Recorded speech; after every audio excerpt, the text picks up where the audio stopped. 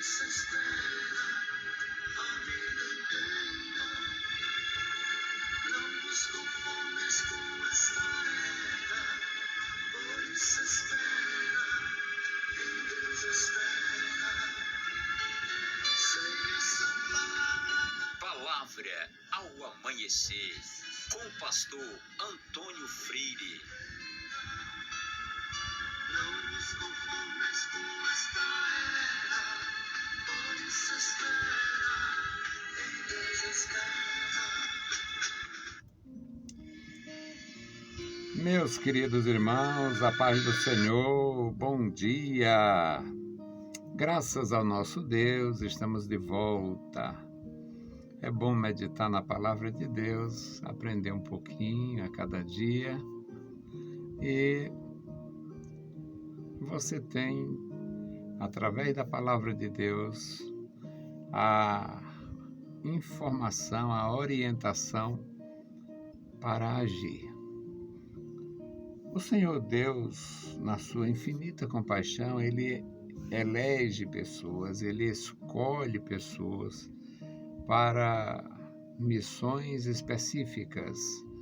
Algumas pessoas têm missões muito profundas, muito, digamos, espinhosa.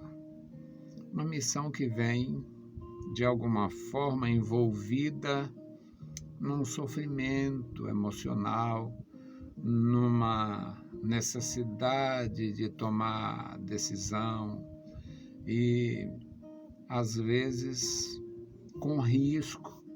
E Deus faz as suas testemunhas agirem de uma forma espiritual e, ao mesmo tempo, naturalmente. O nosso Deus ensina as pessoas a fugir. Hoje nós ouvimos e vemos pessoas fazendo orações estranhas. Senhor, cega lá, cega o fiscal, cega... Não, Deus não faz isto. Deus ensinou as pessoas a fugir. E Jesus Cristo fugiu. Jesus fugiu algumas vezes. Quando aquela situação piorava, quando havia possibilidade de motim, de envolver pessoas em sofrimento, em risco, Jesus fugia. E hoje nós vamos falar da fuga de José. Deus orientou. O nosso texto é Mateus, capítulo 2, versículos 13 a 23. Aqui nós vamos ver como é importante ter comunhão com Deus. A missão, eu falei de missão difícil, a missão de José foi terrivelmente difícil. Imagina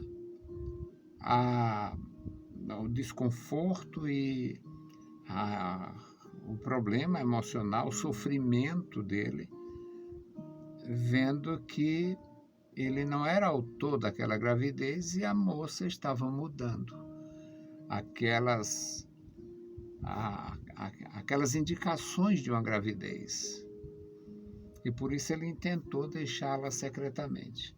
Mas o nosso Deus dá a missão e capacita. Então vamos à leitura. Mateus 2, 13 a 23. Este versículo, na segunda parte do versículo, aqui inicia propriamente a revelação, mas aqui ainda falando sobre os magos no começo. E tendo eles se retirado, eis que o anjo do Senhor apareceu a José num sonho, dizendo: levanta-te e toma o menino e sua mãe e foge para o Egito. E demora-te lá até que eu te diga, porque Herodes há de procurar o menino para o matar. E levantando-se ele, tomou o menino e sua mãe de noite e foi para o Egito. E lá esteve até a morte de Herodes, para que se cumprisse o que foi dito por parte do Senhor pelo profeta que diz: do Egito chamei o meu filho. Então Herodes, vendo que tinha sido iludido pelos magos, irritou-se muito e mandou matar todos os meninos que havia em Belém e em todos os seus contornos, de 2 anos para baixo, segundo o tempo que diligentemente inquirira dos magos. Então se cumpriu o que foi dito pelo profeta Jeremias, que diz: em Ramá se ouviu uma voz, lamentação, choro e grande pranto. Raquel chorando os seus filhos e não quer ser consolada, porque já não existem. Porém, morto Herodes, eis que o anjo do Senhor apareceu num sonho a José no Egito, dizendo: levanta-te e toma o menino e sua mãe e vai para a terra de Israel, porque já estão mortos os que procuravam matar a morte do menino. Então ele se levantou e tomou o menino e sua mãe e foi para a terra de Israel. E ouvindo que Arquelau reinava na Judéia em lugar de Herodes, seu pai, receou ir para lá. Mas, avisado num sonho, por divina revelação, foi para as partes da Galileia. E chegou e habitou numa cidade chamada Nazaré, para que se cumprisse o que foi dito pelos profetas: ele será chamado Nazareno. Louvado seja Deus. Meus amados irmãos, neste pequeno texto nós vimos o fundamento da fé, o fundamento da profecia se cumprindo na pessoa de Jesus e, obviamente, em seus pais. E aprendemos também sobre o nível de comunhão de José. José tinha intentado, ele pensou, não disse a ninguém, em ir embora, em fugir. Ele fugindo era apenas uma pessoa que havia fugido e não comprometeria Maria, a não ser no processo ou no que diz respeito à honra, mas ela não seria apedrejada, porque não era, jamais se apedrejaria um pecador, uma pecadora sem a testemunha, e ninguém faz um filho só. Então, ele raciocinou corretamente em relação a poupar a vida dela e a não passar uma grande vergonha. Ele deixava uma coisa no ar, deixava uma dúvida no ar quanto à gravidez dela, mas não comprometia a vida dela e nem tampouco passaria por um vexame, uma vergonha de realizar o matrimônio, concluir o matrimônio, quando a noiva estava gestante durante o desposamento, o noivado. Então ele pensou isto, não disse a ninguém, deve ter sofrido muito no seu íntimo, e o anjo do Senhor falou com ele, para ele não temer, receber ela por mulher, e ele recebeu. Quando eles foram para o alistamento em Belém, e lá ela deu à luz, eles ficaram lá cerca de 2 anos. Ficaram lá.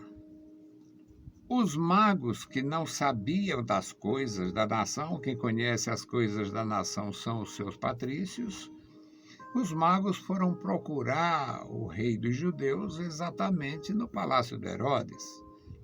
E o Herodes perturbou-se, mas se contrafez, dissimulou, fez de conta que estava tudo legal, inquiriu qual o tempo, teve a informação que era 2 anos atrás, o nascimento do menino, e o Herodes tentou enganar os magos. Está aqui, vocês vão, é por aqui, nessa região aqui, em tantos quilômetros, no instante vocês chegam lá, e quando encontrar o menino, volte por aqui que eu também quero fazer minha homenagem.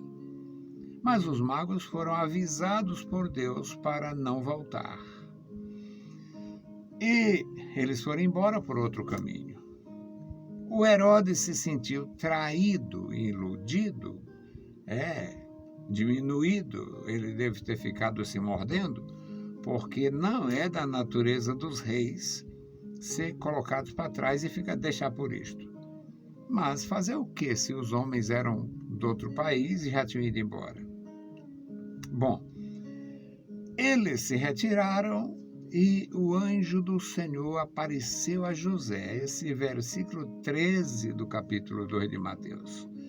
O anjo do Senhor apareceu a José num sonho, dizendo para ele se levantar, tomar a esposa e o filho e ir para o Egito. E ele fez isso imediatamente. Mostra que ele tinha temor, mostra que ele acreditava, mostra que ele tinha fidelidade. E o anjo do Senhor disse: fica lá até que eu te diga. Fica lá até que eu te diga. Porque o Herodes quer matar o menino. Ele se levantou, tomou o menino, a mãe, e foi embora. E esteve lá até a morte do Herodes. Não temos outro referencial, não se sabe se 5 anos, 6 anos, 7 anos, não se sabe. Mas ele ficou lá e o Herodes, quando morreu, o anjo do Senhor falou com ele novamente. Só que o versículo 15 diz que isto foi para se cumprir a palavra: do Egito chamei o meu filho. E o Herodes ficou muito magoado, muito injuriado, porque tinha sido iludido pelos magos. Aí, neste processo de ira, ele mandou matar as crianças de 2 anos para baixo naquela região, para que, agindo assim, o suposto rei dos judeus não escapasse. Agora, o Herodes matou essas crianças, foi um terror, e, mais uma vez, no versículo 18, diz que se ouviu uma voz de choro, lamentação, grande pranto, e era Raquel. Raquel era a esposa amada do Jacó, e aqui é atribuído a ela a maternidade de Israel. Era a Raquel chorando os seus filhos. Portanto, a geração da nação é atribuído a ela, mesmo ela tendo dado só 2 filhos a Jacó. Profeticamente, ela é a mãe de Israel. Era Raquel chorando os seus filhos sem admitir consolação. E o Herodes morreu, o anjo do Senhor apareceu novamente ao José, num sonho, versículo 22. Aqui, o José é avisado novamente, e agora ele vai para Galileia. Ele já tinha voltado para a terra de Israel, mas informado: olha, quem está reinando é o Arquelau, é o filho do Herodes, talvez fosse até pior do que o pai. E o José temeu, mas o anjo do Senhor avisou a ele de novo, falou com ele. Mas avisado num sonho, por divina revelação, foi para as partes da Galileia. E habitou em Nazaré, para se cumprir a palavra que o menino seria chamado Nazareno. Portanto, a palavra de Deus se cumprindo perfeitamente, a fidelidade de José fazendo com que ele não perdesse uma instrução. E nós? Nossa disposição para ouvir, para entender e para obedecer. Que Deus abençoe você. Que Deus nos abençoe, nos guarde, nos ajude, nos ensine, nos dê sensibilidade auditiva para ouvir a voz de Deus. A nossa intercessão hoje é pelos jovens casais. É muito difícil nesses dias, nesta época, casamento de brincadeira, parece aqueles brincadeiras de casamento de São João no passado. Casamento de brincadeira, sem responsabilidade nenhuma, muita infidelidade, e nós vamos orar pelos jovens casais, principalmente na Igreja do Senhor Jesus, onde é necessário ter prudência e dar bom testemunho. Bendito Deus, Pai Santo e querido, Senhor da glória, nós estamos em Tua presença. Obrigado, Senhor, pela Tua bondade, pela Tua graça, pela revelação de Jesus Cristo. Obrigado pelo Teu profundo amor por nós. Obrigado, meu Senhor, pela Tua igreja. Guarda os Teus servos, crianças, jovens e adultos. Toma cada vida em Tuas santas mãos. Agora te apresentamos ao Senhor os jovens casais, os casais sem filhos, os casais que estão iniciando a sua vida conjugal, os que vão ser pais pela primeira vez, os que estão nesta condição, Senhor, seguindo os Teus passos nesses dias tão difíceis. Pai bendito, dá graça a cada um e estenda sobre eles a Tua destra, dando profunda comunhão e orientação. Em nome de Jesus Cristo, nós te pedimos. Amém. Meus queridos irmãos, a paz do Senhor e bom dia.